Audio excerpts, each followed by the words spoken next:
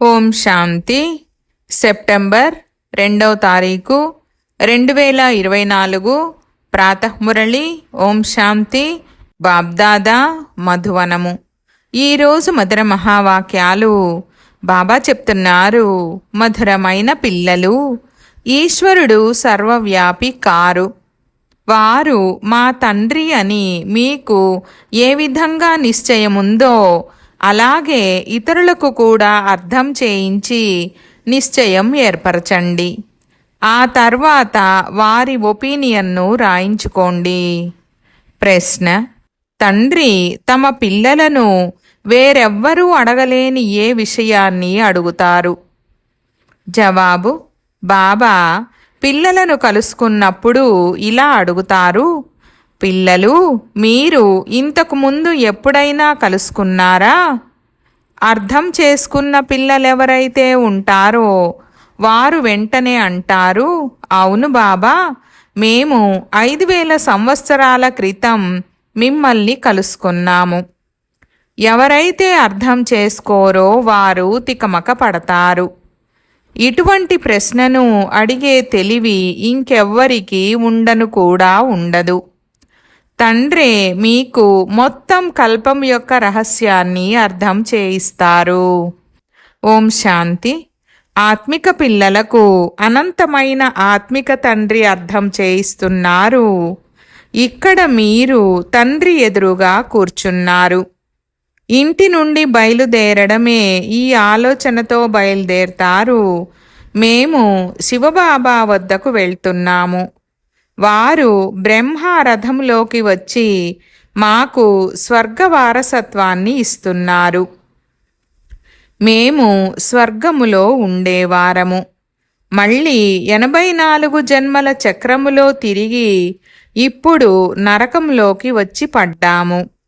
ఇంకే సత్సంగములోనూ ఎవరి బుద్ధిలోనూ ఈ విషయాలు ఉండవు.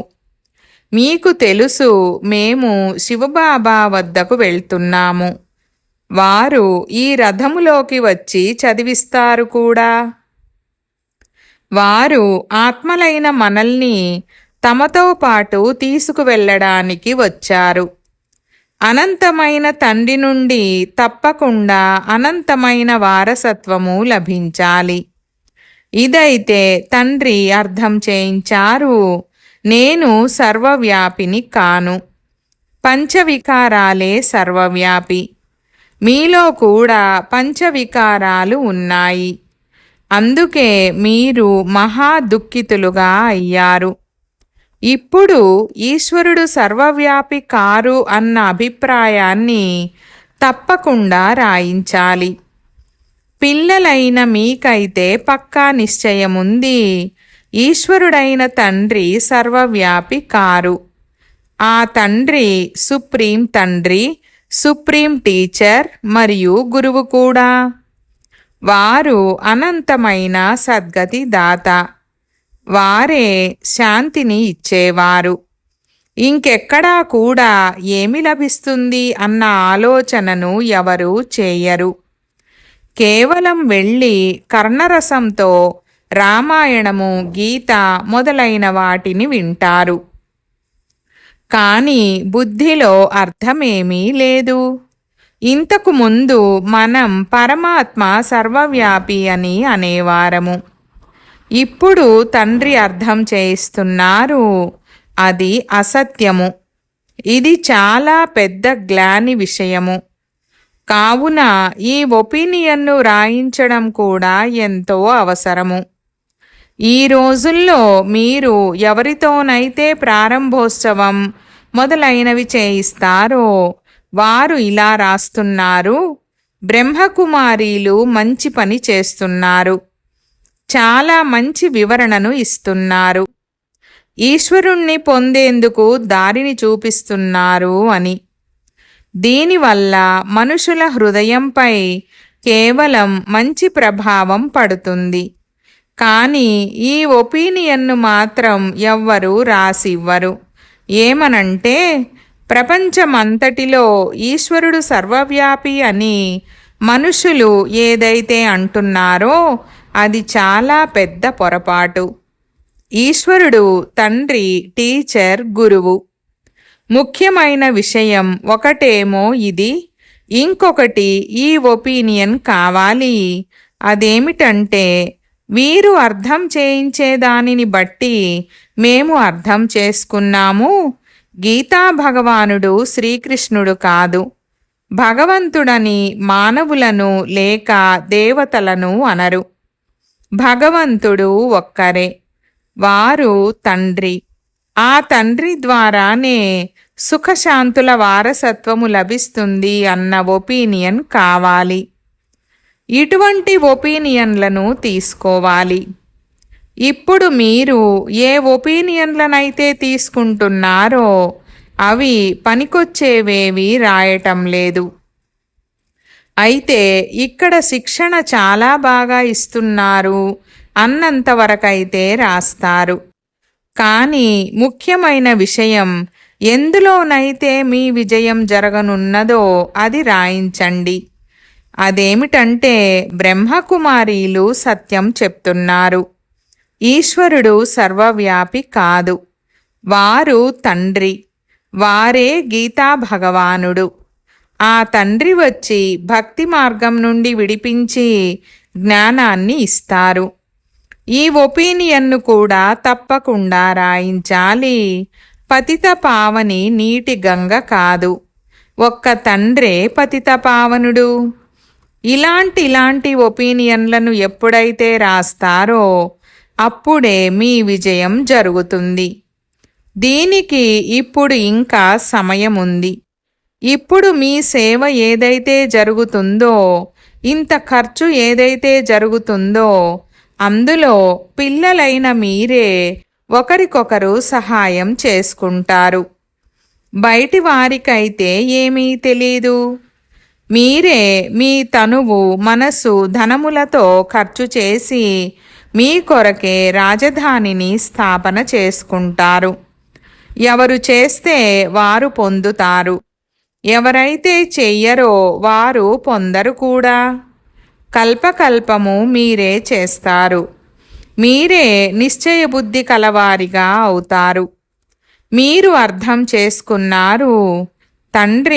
తండ్రి కూడా, టీచర్ కూడా, మరియు గీతా జ్ఞానాన్ని కూడా వారు యథార్థ రీతిగా వినిపిస్తారు. భక్తి మార్గములో గీతను వింటూ వచ్చారు. కానీ రాజ్యాన్ని ఏమైనా పొందారా? ఈశ్వరీయ మతము నుండి మారి ఆసురీ మతము ఏర్పడింది. క్యారెక్టర్లు పాడైపోతూ పతితులుగా అయిపోయారు. కుంభమేళాకు ఎంతమంది మనుషులు కోట్ల లెక్కలో వెళ్తారు.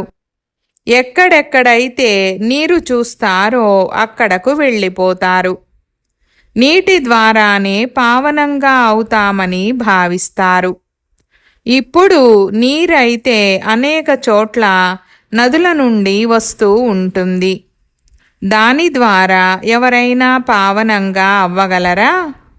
నీటిలో స్నానం చేయడం ద్వారా మనం పతితుల నుండి పావనులుగా అయ్యి దేవతలుగా అయిపోతామా? అలా ఎవరు పావనులుగా అవ్వలేరని ఇప్పుడు మీరు అర్థం చేసుకున్నారు. ఇది పొరపాటు. కావున ఈ 3 విషయాలపై అభిప్రాయాన్ని తీసుకోవాలి. ఇప్పుడు కేవలం సంస్థ బాగుంది అని అంటున్నారు. కావున అనేకులలో ఏవైతే భ్రాంతులు నిండి ఉన్నాయో, బ్రహ్మకుమారీలు మాయ చేస్తారని, ఎత్తుకుపోతారని ఏవైతే భ్రాంతులు ఉన్నాయో ఆ ఆలోచనలన్నీ దూరమైపోతాయి. ఎందుకంటే ఆ శబ్దమైతే ఎంతగానో వ్యాపించి ఉంది కదా. విదేశాల వరకు ఆ శబ్దం వెళ్ళింది. ఇతనికి 16,108 మంది రాణులు కావాలి, అందులో 400 మంది లభించారు అని. ఎందుకంటే ఆ సమయంలో సత్సంగానికి 400 మంది వచ్చేవారు. ఎంతోమంది విరోధించారు. ధర్నా మొదలైనవి కూడా చేసేవారు. కానీ తండ్రి ముందైతే ఎవ్వరిది నడవదు. ఈ ఇంద్రజాలికుడు ఎక్కడి నుండి వచ్చాడని అందరూ అనేవారు. ఆ తర్వాత అద్భుతం చూడండి. బాబా కరాచీలో ఉండేవారు. గుంపు అంతా పరస్పరం కలుసుకొని తమంతట తామే పరుగున వచ్చేశారు. తమ ఇంటి నుండి ఎలా పారిపోయారు అన్నది ఎవరికీ తెలియలేదు. ఇంతమంది ఎక్కడ ఉంటారు అన్న ఆలోచన కూడా చెయ్యలేదు. వెంటనే ఒక బంగళాను తీసుకున్నారు. మరి ఇది ఇంద్రజాలిక విషయమే కదా. ఇప్పుడు కూడా అంటూనే ఉంటారు, వీరు ఇంద్రజాలికులు. బ్రహ్మకుమారీల వద్దకు వెళ్తే మళ్ళీ తిరిగి రారు. వీరు స్త్రీ పురుషులను సోదరులుగా చేసేస్తారు అని అంటూ ఉంటారు. దానివలన ఎంతోమంది రానే రారు. ఇప్పుడు మీ ప్రదర్శిని మొదలైన వాటిని చూసిన తర్వాత బుద్ధిలో అంతవరకు ఏ విషయాలైతే కూర్చొని ఉన్నాయో అవన్నీ దూరమైపోతాయి. కానీ బాబా ఏ ఒపీనియన్ అయితే కోరుతున్నారో దానిని ఎవరూ రాయరు. బాబాకు ఆ ఒపీనియన్ కావాలి. గీతా భగవానుడు శ్రీకృష్ణుడు కాదు అన్నది రాయాలి. మొత్తం ప్రపంచమంతా శ్రీకృష్ణ భగవాను వాచ అని భావిస్తుంది. కానీ శ్రీకృష్ణుడైతే పూర్తి 84 జన్మలను తీసుకుంటారు. శివబాబా పునర్జన్మరహితుడు. కావున ఇందులో అనేకుల ఒపీనియన్ కావాలి. గీతను వినేవారైతే లెక్కలేనంతమంది ఉన్నారు. కానీ ఇది వార్తాపత్రికల్లో కూడా పడిందని వారు తర్వాత గమనిస్తారు. గీతా భగవానుడు పరమపిత శివ పరమాత్మ. వారే తండ్రి, టీచర్, సర్వుల సద్గతి దాత. శాంతి మరియు సుఖము యొక్క వారసత్వము కేవలం వారి నుండే లభిస్తుంది అని. ఇకపోతే ఇప్పుడు మీరు కష్టపడతారు, ప్రారంభోత్సవాలు చేయిస్తారు.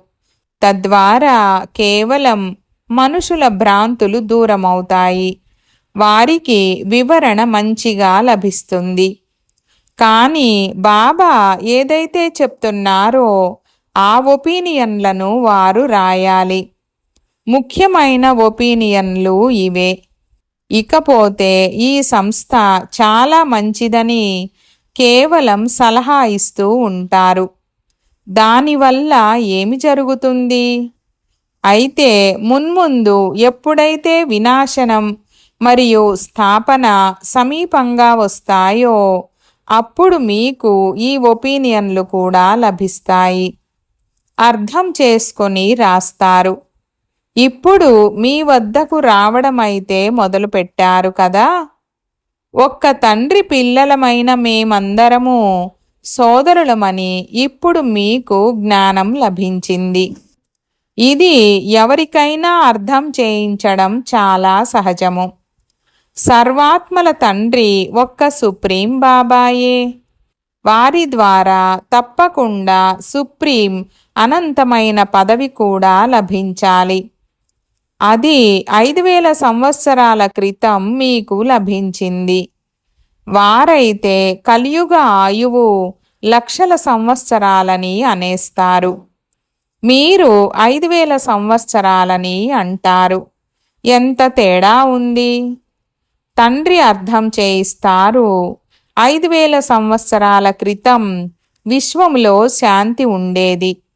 ఈ లక్ష్యము, ఉద్దేశ్యము మీ ఎదురుగా నిలబడి ఉంది.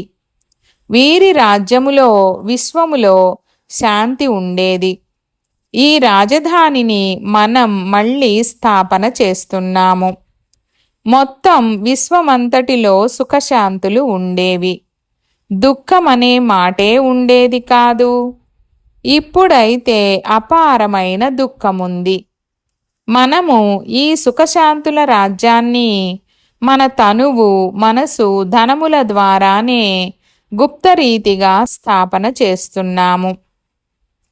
తండ్రి కూడా గుప్తమైన వారు, జ్ఞానము కూడా గుప్తమైనది మీ పురుషార్థము కూడా గుప్తమైనది. అందుకే బాబా పాటలు, కవితలు మొదలైన వాటిని కూడా ఇష్టపడరు. అవన్నీ భక్తి మార్గము. ఇక్కడైతే మౌనంగా ఉండాలి, శాంతిగా నడుస్తూ తిరుగుతూ తండ్రిని స్మృతి చెయ్యాలి మరియు సృష్టి చక్రాన్ని బుద్ధిలో తిప్పాలి. ఇప్పుడిది ఈ పాత ప్రపంచంలో మన అంతిమ జన్మ. మళ్ళీ మనం కొత్త ప్రపంచంలో మొదటి జన్మను తీసుకుంటాము. ఆత్మ పవిత్రంగా తప్పకుండా ఉండాలి. ఇప్పుడైతే ఆత్మలన్నీ పతితముగా ఉన్నాయి. మీరు ఆత్మను పవిత్రంగా చేసుకునేందుకు తండ్రితో యోగాన్ని జోడిస్తారు. తండ్రి స్వయం చెప్తారు, పిల్లలు దేహసహితంగా దేహపు సర్వ సంబంధాలను వదిలేయండి. తండ్రి కొత్త ప్రపంచాన్ని తయారు చేస్తున్నారు. దానిని స్మృతి చేసినట్లయితే మీ పాపాలు అంతమైపోతాయి. అరే, ఏ తండ్రైతే మీకు విశ్వరాజ్యాధికారాన్నిస్తారో అటువంటి తండ్రిని మీరు ఎలా మర్చిపోగలరు? వారంటారు, పిల్లలు ఈ అంతిమ జన్మలో కేవలం పవిత్రంగా అవ్వండి. ఇప్పుడు ఈ మృత్యులోకపు వినాశనం ఎదురుగా నిలబడి ఉంది. ఈ వినాశనం కూడా ఖచ్చితంగా 5000 సంవత్సరాల క్రితం ఇదే విధంగా జరిగింది. ఇది స్మృతిలోకి అయితే వస్తుంది కదా. మన రాజ్యం ఉన్నప్పుడు ఇంకే ధర్మము ఉండేది కాదు. బాబా వద్దకు ఎవరైనా వస్తే వారిని నేను అడుగుతాను, ఇంతకు ముందు ఎప్పుడైనా కలుసుకున్నారా? కొందరు ఎవరైతే అర్థం చేసుకున్నారో వారు వెంటనే 5000 సంవత్సరాల క్రితం కలుసుకున్నామని అంటారు. కొత్తవారు ఎవరైనా వస్తే వారు తికమక పడతారు. బ్రాహ్మణి సరిగ్గా అర్థం చేయించలేదని బాబాకు అర్థమైపోతుంది. అప్పుడు ఆలోచించండి అని అంటాను. అప్పుడు గుర్తుకు వస్తుంది. ఈ విషయాన్ని ఇంకెవ్వరూ అడగలేరు. అడగాలి అన్న తెలివి కూడా రాదు. ఈ విషయాలను గురించి వారికేమి తెలుసు? మున్ముందు మీ వద్దకు ఈ కులానికి చెందిన వారు ఎంతో మంది వచ్చి వింటారు. ప్రపంచమైతే తప్పకుండా మారనున్నది. చక్రము యొక్క రహస్యాన్నైతే అర్థం చేయించారు. ఇప్పుడు కొత్త ప్రపంచంలోకి వెళ్ళాలి. ఈ పాత ప్రపంచాన్ని మర్చిపోండి. తండ్రి కొత్త ఇంటిని నిర్మిస్తే బుద్ధి అందులోకి వెళ్ళిపోతుంది. పాత ఇంటిపై ఇక మమకారం ఉండదు. ఇదేమో అనంతమైన విషయము. తండ్రి కొత్త ప్రపంచమైన స్వర్గాన్ని స్థాపన చేస్తున్నారు. అందుకే ఇప్పుడు ఈ పాత ప్రపంచాన్ని చూస్తూ కూడా చూడకండి. మమకారం కొత్త ప్రపంచంతో ఉండాలి. ఈ పాత ప్రపంచముపై వైరాగ్యము ఉండాలి. వారైతే హఠయోగముతో హద్దులోని సన్యాసము చేసి అడవిలోకి వెళ్ళి కూర్చుంటారు. మీదైతే మొత్తం పాత ప్రపంచమంతటిపైన వైరాగ్యము. ఇక్కడైతే అపారమైన దుఃఖాలున్నాయి. కొత్త సత్యయుగీ ప్రపంచములో అపారమైన సుఖాలున్నాయి. కావున తప్పకుండా దానినే తలుచుకుంటారు. ఇక్కడ అందరూ దుఃఖాన్ని ఇచ్చేవారే. మాతాపితలందరూ వికారాలలో చిక్కుకునేలా చేస్తారు. తండ్రి అంటారు, కామము మహాశత్రువు. దానిని జయించడం ద్వారానే మీరు జగజ్జీతులుగా అవుతారు. ఈ రాజయోగాన్ని తండ్రి నేర్పిస్తారు. తద్వారా మనం ఈ పదవిని పొందుతాము. మీరు ఇలా చెప్పండి, మాకు స్వప్నములో భగవంతుడు కనిపించి పావనంగా అయినట్లయితే స్వర్గరాజ్యము లభిస్తుందని చెప్తున్నారు. కావున ఇప్పుడు నేను ఈ ఒక్క జన్మ అపవిత్రంగా అయ్యి నా రాజ్యాన్ని ఎందుకు పోగొట్టుకోవాలి? ఈ పవిత్రత విషయముపైనే గొడవలు జరుగుతాయి. ఈ దుశ్శాసనుడు నన్ను వివస్త్రగా చేస్తున్నాడని ద్రౌపది కూడా పిలిచింది. ద్రౌపదికి శ్రీకృష్ణుడు 21 చీరలను ఇచ్చినట్లుగా ఒక నాటకాన్ని కూడా చూపిస్తారు. ఇప్పుడు తండ్రి కూర్చొని అర్థం చేయిస్తున్నారు. ఎంతటి దుర్గతి జరిగింది! అపారమైన దుఃఖము ఉంది కదా. సత్యయుగములో అపారమైన సుఖముండేది. అనేక అధర్మాలను వినాశనము చేసి ఒక్క సత్యధర్మాన్ని స్థాపన చేయడానికి ఇప్పుడు నేను వచ్చాను. మీకు రాజ్యభాగ్యాన్నిచ్చి వానప్రస్థములోకి వెళ్ళిపోతాను. మళ్ళీ అర్ధకల్పం ఇక నా అవసరమే ఉండదు. మీరెప్పుడు తలుచుకోను కూడా తలుచుకోరు. బాబా అర్థం చేయిస్తున్నారు. మీ గురించి అందరి మనసుల్లో ఏవైతే తప్పుడు వైబ్రేషన్లు ఉన్నాయో అవన్నీ తొలగిపోయి సరి అవుతున్నాయి. ఇకపోతే ముఖ్యమైన విషయము, ఈ ఒపీనియన్ను రాయించండి. ఈశ్వరుడు సర్వవ్యాపి కాదు. వారు వచ్చి రాజయోగాన్ని నేర్పించారు. పతిత పావనుడు కూడా తండ్రే. నీటి నదులు పావనంగా చెయ్యలేవు. నీరైతే అన్ని చోట్ల ఉంటుంది. ఇప్పుడు అనంతమైన తండ్రి చెప్తున్నారు, స్వయాన్ని ఆత్మగా భావించండి. దేహసహితముగా దేహపు సర్వ సంబంధాలను వదిలేయండి. ఆత్మయే ఒక శరీరాన్ని వదిలి ఇంకొక శరీరాన్ని తీసుకుంటుంది. వారు మళ్ళీ ఆత్మ నిర్లేపని అనేస్తారు.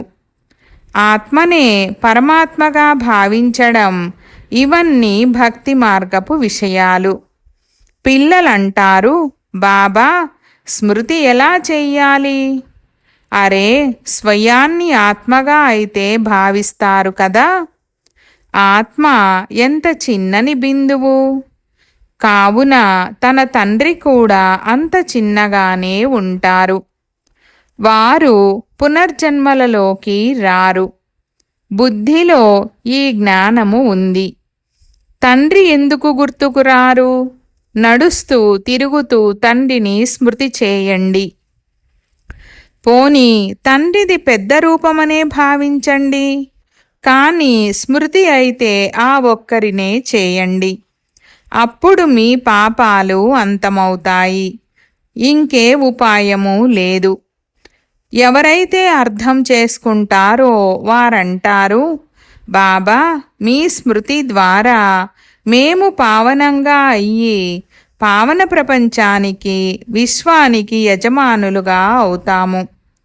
కావున మేమెందుకు స్మృతి చెయ్యము? పరస్పరం ఒకరికొకరు కూడా స్మృతిని కలిగించుకోవాలి. అప్పుడు పాపాలు అంతమవుతాయి.